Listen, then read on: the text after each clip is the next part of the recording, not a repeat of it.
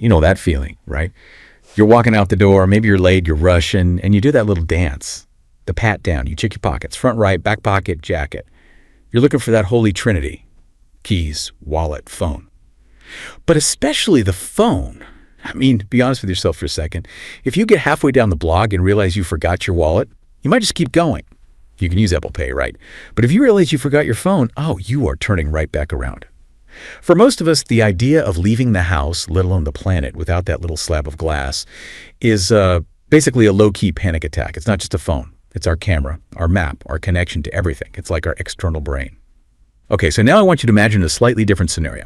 Imagine you aren't just leaving the house, you're leaving Earth. You're strapping yourself to the top of what is essentially a controlled explosion, hurling yourself into space, maybe heading for the ISS, or even aiming for the moon.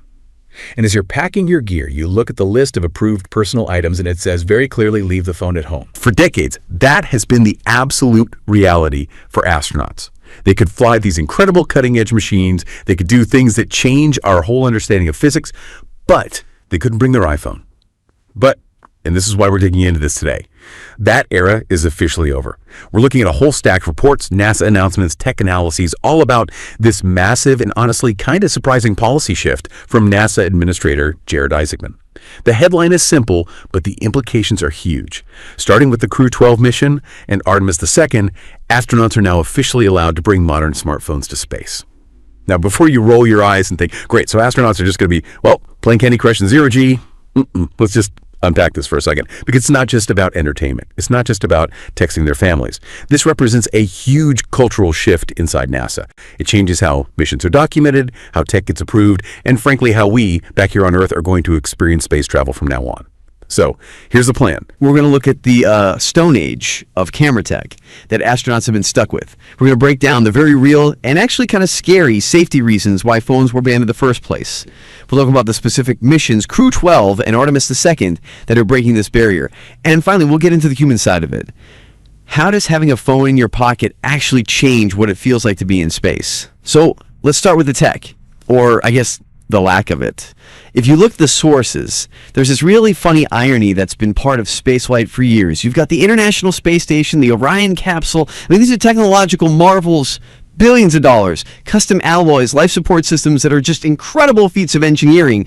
And yet, if an astronaut wanted to take a picture of, I don't know, a sunrise over the ocean, what were they using? Well, until this new policy, the most advanced camera approved for the Artemis II mission, that's the one going to the moon, by the way, was a Nikon DSLR from 2016. And for video, they were looking at GoPros that were a decade old. Just think about that for a second. 2016.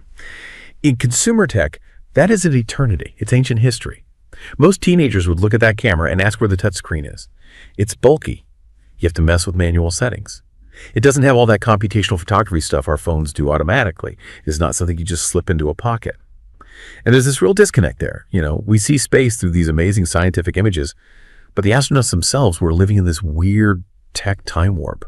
While we're down here shooting cinematic 4K video on our phones, they were up there wrestling with SD cards and manual focus. Now, to be fair, and the research is clear on this, we don't want to paint them as total Luddites. They have had tablets. They've had iPads on the ISS for a long time. They use them for work, for checklists. They even have internet through the station's network, and they have NASA-approved laptops. But the smartphone, that personal pocket-sized thing that makes every photo look amazing instantly, that was the missing piece. And it's worth noting, just for accuracy's sake, this is not the first time a phone has ever been to orbit. The sources point out that private missions like Polaris and Axiom have allowed them. There's even this fun little historical fact that a couple of iPhone 4s flew on the last space shuttle mission way back in 2011, though it's kind of fuzzy if they were even used. NASA even launched these tiny satellites made out of phones called PhoneSats in 2013 just to test them out. But here is the big difference, and it is a big one. Those were experiments, or they were private flights. What we're talking about now is official approval for flagship government missions, deep space, long-duration flights.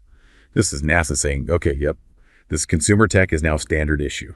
So the obvious question you have to ask is, why the ban? Why has it taken until now to let an astronaut bring a normal phone on a mission? And it wasn't just NASA being stubborn. It wasn't just old habits. There were legitimate, truly terrifying safety hurdles. I mean, when you're in a pressurized can surrounded by nothing, safety is everything. It's life or death. So let's dig into the risks. So they're actually pretty interesting, first and foremost. Batteries. Lithium-ion batteries. We've all heard stories about phones overheating on planes, right? You remember the whole Galaxy Note 7 thing? Now imagine that, but on a spacecraft, in a sealed environment. You can't just open a window to let the smoke out. A battery fire in space is a catastrophe. It releases toxic fumes that the life support system might not be able to handle. So NASA has always been incredibly careful about batteries. Then there's this term you hear a lot in aerospace called outgassing. It sounds like something that happens after you eat too much Mexican food, but it's actually a chemical process. Materials like plastics, glues, all the stuff in a phone, they release tiny amounts of gas over time. That new car smell, that's outgassing. Here on Earth, it just floats away, no big deal. But in a vacuum or in a closed system like a spaceship, those gases have nowhere to go. And here's the scary part. Some of those gases are toxic. But worse, they can float around and condense on sensitive equipment. Imagine a billion-dollar navigation sensor suddenly getting coated in a thin film of plastic gunk from a phone case. It could literally blind the ship. Apple is not designing the iPhone thinking, will this glue vaporize in zero-G? Then you've got interference, the worry that a phone's Wi-Fi might mess with a critical system. And finally, radiation. Space is just full of it. Our magnetic field protects us down here, but up there, not so much. And modern computer chips, because they're so small, are actually more vulnerable to radiation damage. A single particle can hit a chip, flip a 0 to a 1, and poof, your phone is a brick. So because of all this, NASA's approval process was, to put it mildly, slow, glacial even. We're talking years of vibration testing, thermal cycling, freezing it, baking it over and over. By the time any device passed all those tests, it was already obsolete. That's why they were planning to send a 2016 camera to the moon. It just takes that long. And this is where Jared Isaacman comes in. This is really the core of the story. As an administrator, he identified this problem he calls requirement bloat. I love that term, requirement bloat. It refers to all the rules and processes that just pile up over decades. A rule gets added in the 80s, another one in the 90s. And by today, you have this mountain of requirements that slows everything down, costs more money. But, and this is Isaacman's key point, it doesn't necessarily add any real safety anymore. It's just there because, well, that's how we've always done it. Isaacman's whole philosophy is about operational urgency. He basically said, look, we have to move faster. We can't just rely on old procedures because they're familiar. He challenged the engineers. He asked them, do we really need to shake this phone on a table for 2 years? Or can we look at the data from the millions of phones already out there and just make a smart call? So he pushed for a fast-track approval. And guess what? It worked. The agency tested and approved modern smartphones on a much faster timeline. They proved that actually consumer tech is pretty tough. You don't need 5 years of tests to know an iPhone probably isn't going to explode. It's this huge win for the idea that you can be safe without being slow. So who gets the benefit from this new way of thinking?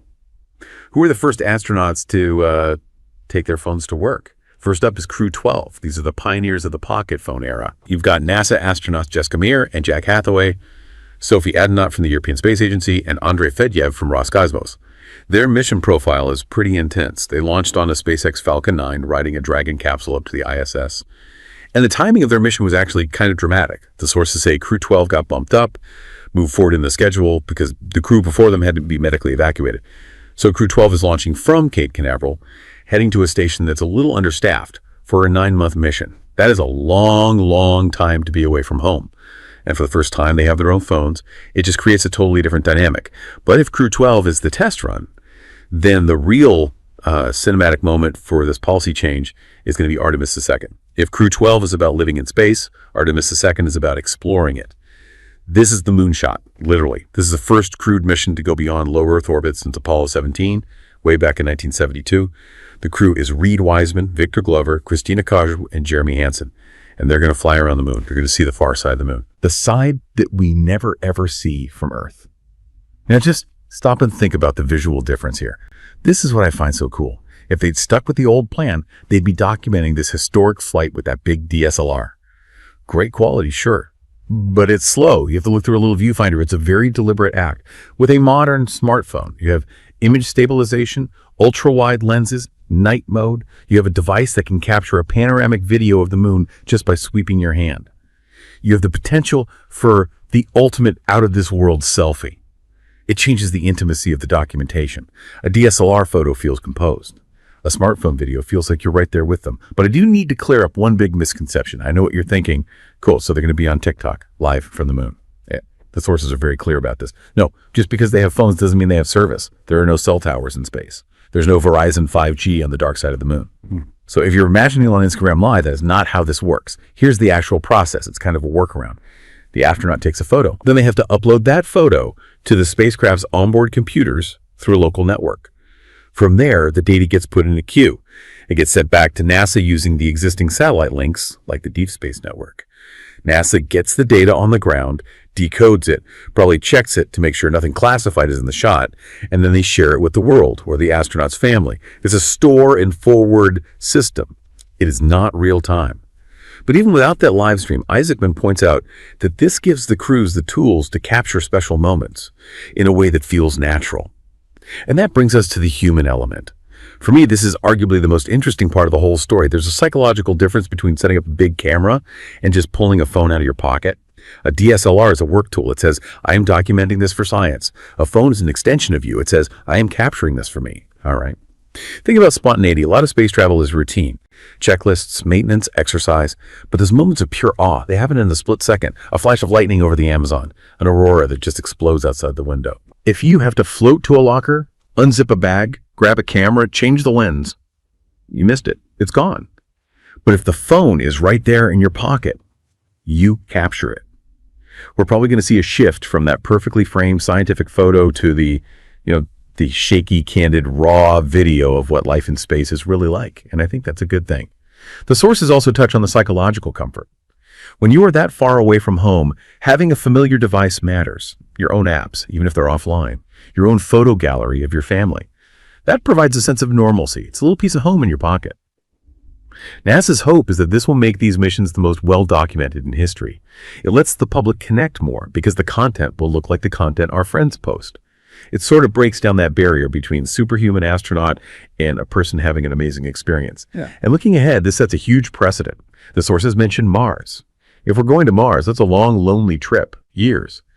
Operational urgency and flexible tech will be everything. You can't wait a decade to approve a piece of gear for a Mars mission. You need the best tech available right now. This smartphone policy is the testing ground for that whole philosophy. So what does it all mean?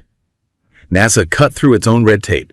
They looked at that requirement bloat and decided the benefit of modern tech outweighed the risk. They're sending Crew-12 and Artemis II up with consumer tech, and that's effectively the end of an era. We are about to enter the age of the space selfie. But I want to leave you with one final thought to think about. For 60 years, our view of space has been highly curated. It's been perfect. The glossy Hasselblad photos from the moon, the majestic IMAX footage from the shuttle. We saw space as this place of precision and perfection. But soon, we're going to see space through the same lens we used to film our cats or our lunch. We're going to see the mundane stuff, the shaky vertical video, the unflattering angles. We're going to see the reality of it without the cinematic polish. So will seeing that gritty, handheld reality make space feel less magical? Or will seeing it through a smartphone screen, just like we see the rest of our lives, finally make us realize that these astronauts aren't gods? They're just people, exploring the stars with a phone in their pocket, just like us. Personally, I think it's going to make the stars feel a whole lot closer. So keep your eyes on the feeds. It's about to get very interesting up there. Thanks for listening.